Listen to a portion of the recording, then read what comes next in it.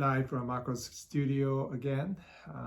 I just cut these daffodils, beautiful daffodils, and these are double daffodils. They're really amazing.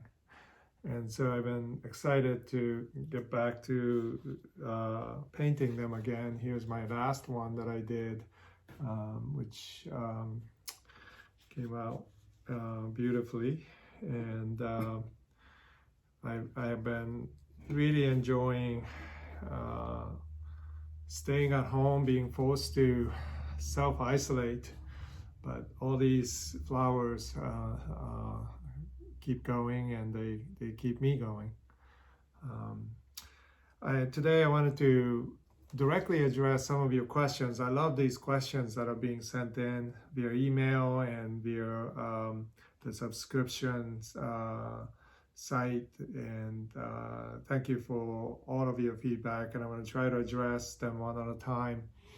Today I want to talk to you about a question about if you are not an established artist, if you maybe perhaps a little intimidated by getting back into music or getting back into art or getting it restarted or continuing to do your work,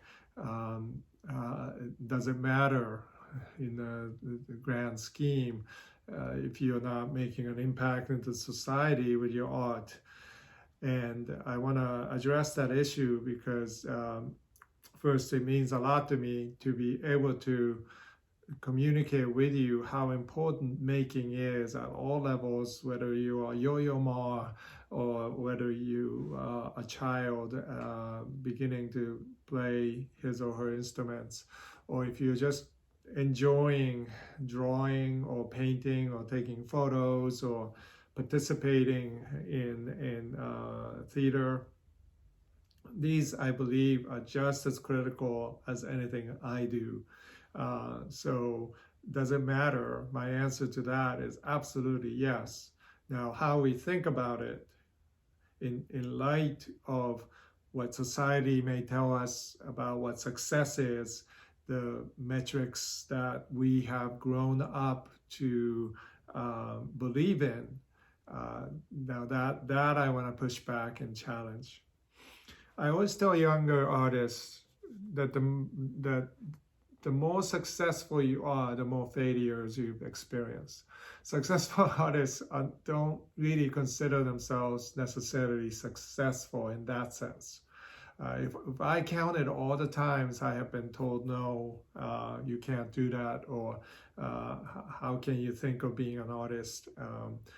Even in my so-called successful stage of life where I am already exhibiting New York City, I am, there's no end to this. If you have an exhibit, your next exhibit is going to be the threshold of challenge, right? That you may not have, if you have a successful exhibit, you end up, worrying about your next exhibit not successful. So what does success mean? Well, I tell young artists all the time that the greatest success that you're ever going to have is being able to define your own success. The greatest success that you're ever going to have is being able to define your own success. What does that mean? Well, it means this.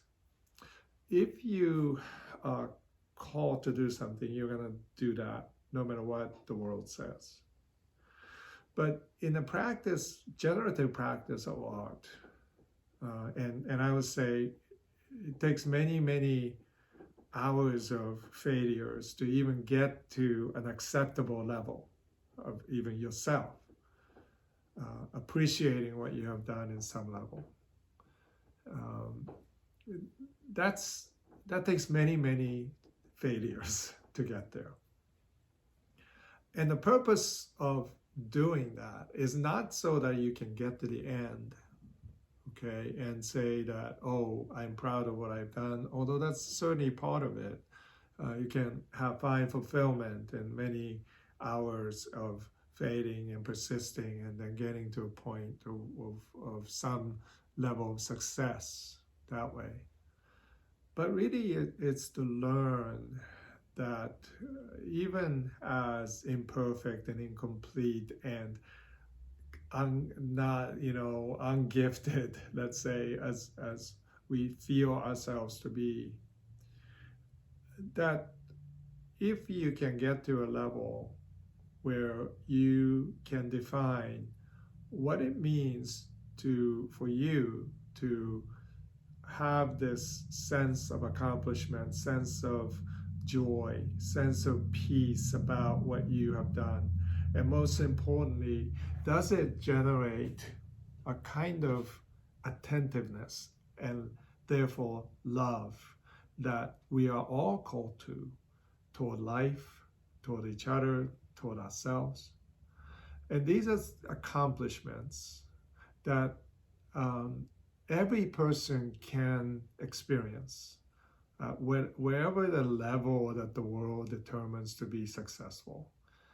So when we make this generativity kicks in, and I will tell you that it's not easy work, but it leads into a world of abundance that you didn't know existed before. For instance, if you just simply spend time trying to learn an instrument, at the very least, you will appreciate somebody playing that instrument exquisitely, much better than you were before you started that journey.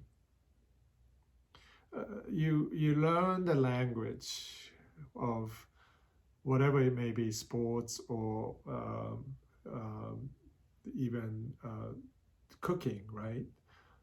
By watching a master do what he or she does, and then realizing how hard that is to do, that years of expertise that go into it.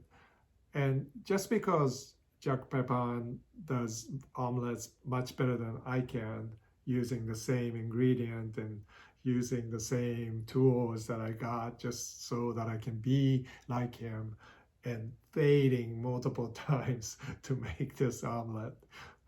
Yes, I have tried many hours of trying to make that omelet, and I still haven't gotten close. I've gotten better, but not even close. Is that a failure on my part? I don't think so. I think I have learned to appreciate the master, how incredibly generative his movements are, and how beautiful he talks about an egg. And just because I can't make Jacques Pepin's omelette, it doesn't mean that I can't eat my omelette and enjoy it either. It feeds me as food for my body, and art feeds our souls. So these things come back to bless us the more we spend time wrestling with and finding it impossible. Then if you try to play cello and you find it so difficult, you listen to Rostropovich's Bach pieces and you're amazed by them. And that's success to me. And I have found, plus, that even if I had lofty, ambitious goals in art, that even if I accomplish them, but that pales in comparison to the simple joy of being able to come into the studio every day and to immerse myself in loving the materials that I use, loving what I do, loving the daffodils, loving this conversation with you. That's beautiful to me.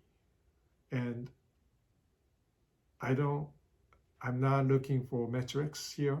I'm not looking to say, oh, did this find success? Did a critic review this art and found it worthy of that critic's attention, or did the work sell? The best works of mine are not for sale. So it's not by world standard of success that I measure my art with. No, they're too important for me to put it on a transactional marketplace, because art is ultimately a gift, not a commodity, as poet Lewis Hyde, Hyde, in the book, wonderful book, The Gift, talks about. The Gift is worth reading. Lewis Hyde writes this book in response to many of our questions about, well, something that cannot be bought or sold, like poetry, can that still be worthy in society? And if it is the gift that keeps generating life, then its value is not based on monetary value or transactional capitalistic value. It can still be part of that capitalistic system. I'm not against that, but it can also be based on what Lewis Hyde calls the gift economy, which, by the way, is needed right now. As the market gyrates, its ups and downs, as we through this COVID-19 crisis, as we experience shutdown in our cities and our economy and United States, no matter where you are, we're not unaffected by this. No matter what you are facing today, whether you're grieving over death of a friend, whether you have lost loved ones, or whether you're concerned about your children, if the bottom line is met through capitalistic means, we can keep panicking. We can keep worrying about the future. But the problem is, if the stock market soars and gets back to its normal heights, what is considered normal,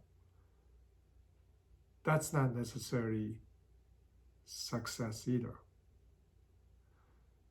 If we do not have our hearts and our souls rejuvenated in this time, if we do not have ourselves with newfound ways to see ourselves, to fully be human, no matter how many cars and houses and boats we own, that's not going to fill us, to satisfy us at our deepest longings. So the gift economy is full of these gratuitous, extravagant expressions that exist apart from the market. And because it can exist apart from the market, it is essential to the market. It is the part of every human endeavor, because it is more connected to love than it is to commerce.